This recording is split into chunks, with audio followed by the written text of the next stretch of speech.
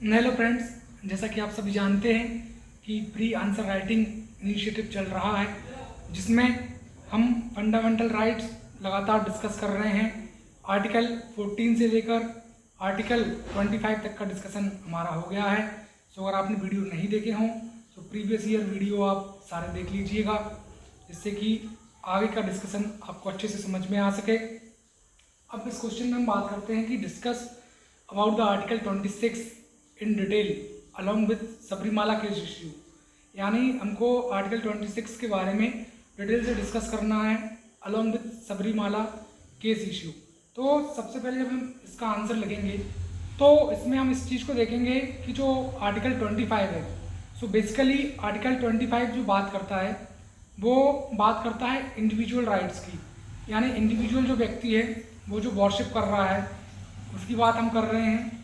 और आर्टिकल 26 में जब हम बात कर रहे हैं सो बेसिकली हम बात करते हैं कलेक्टिव राइट्स की, कि जो कलेक्टिव डिनोमिनेशन है, डिनोमिनेशन को अगर हम एक आसान भाषा में समझें तो डिनोमिनेशन एक मज़हब है।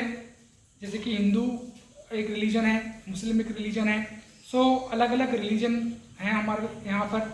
सो जो डिनोमिनेशन है बेसिकली वो डिनोमिनेशन क्या करता है कि वो मिलकर किसी भी कॉमन इंस्टीट्यूशन को डेवलप करते हैं। जैसे कि कोई कॉमन जो भी मंदिर है उसको एस्टेब्लिश करा सभी लोगों ने मिलकर, मस्जिद है उसको एस्टेब्लिश करा, और किसी भी चैरिटेबल इंस्टीट्यूशन का डेवलपमेंट हो सकता है, और जो मूवेबल इमूवेबल प्रॉपर्टी है उसको एक्वायर किया जा सकता है इस रिलीजियस डिनोमिनेशन के द्वारा। सो बेसिकली जो 3 कैटेगरी हैं किसी भी रिलीजियस डिनोमिनेशन के लिए वो ये हैं कि पहला जो भी रिलीजियस डिनोमिनेशन है, मजहब है, वो एक सेपरेट डिस्टिंक्ट होना चाहिए।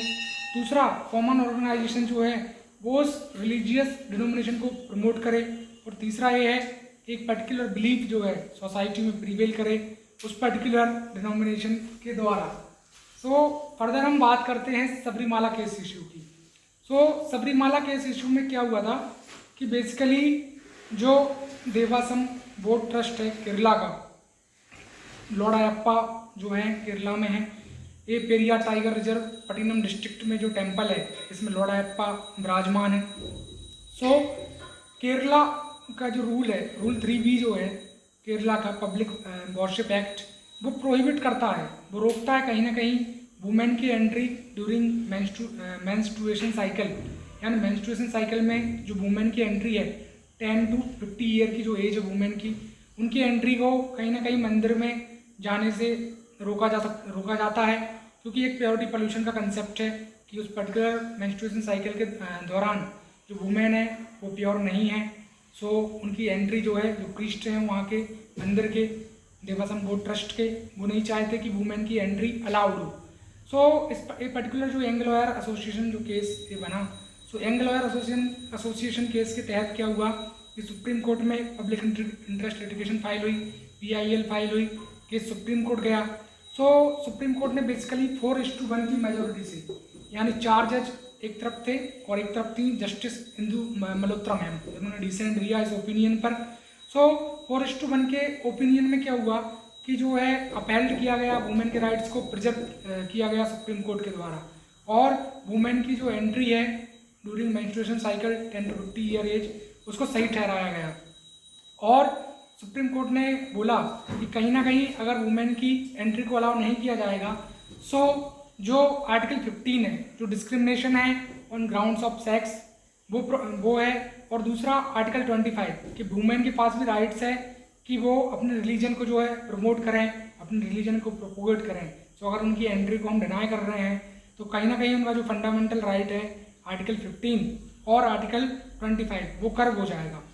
सो उनको प्रिजर्व हमें करना है। यहीं से कंसेप्ट आता है कॉन्स्टिट्यूशनल मोरालिटी का।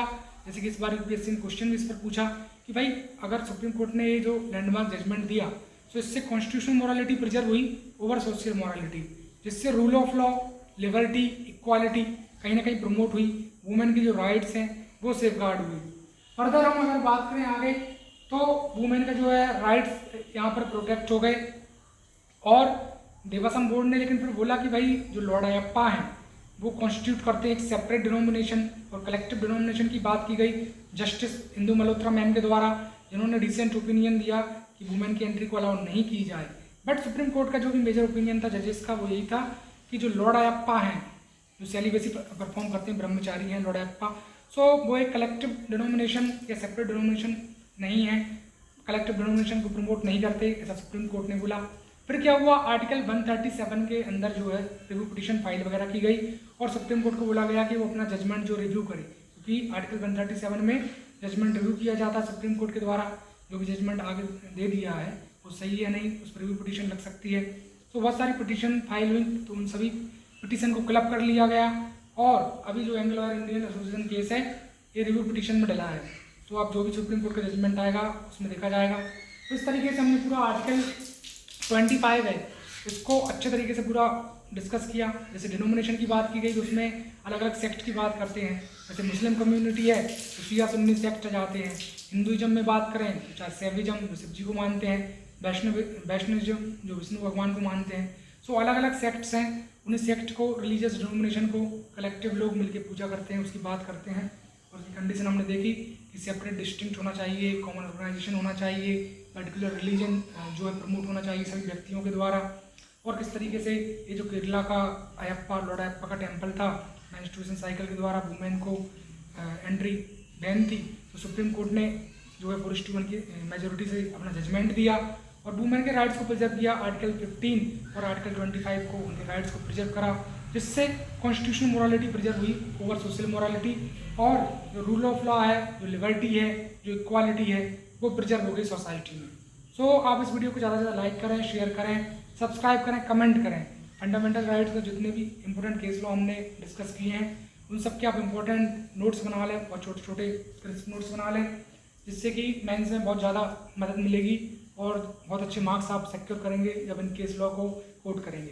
तो थैंक यू वेरी मच। मिलेंगे आपसे कल एक नई वीडियो के साथ।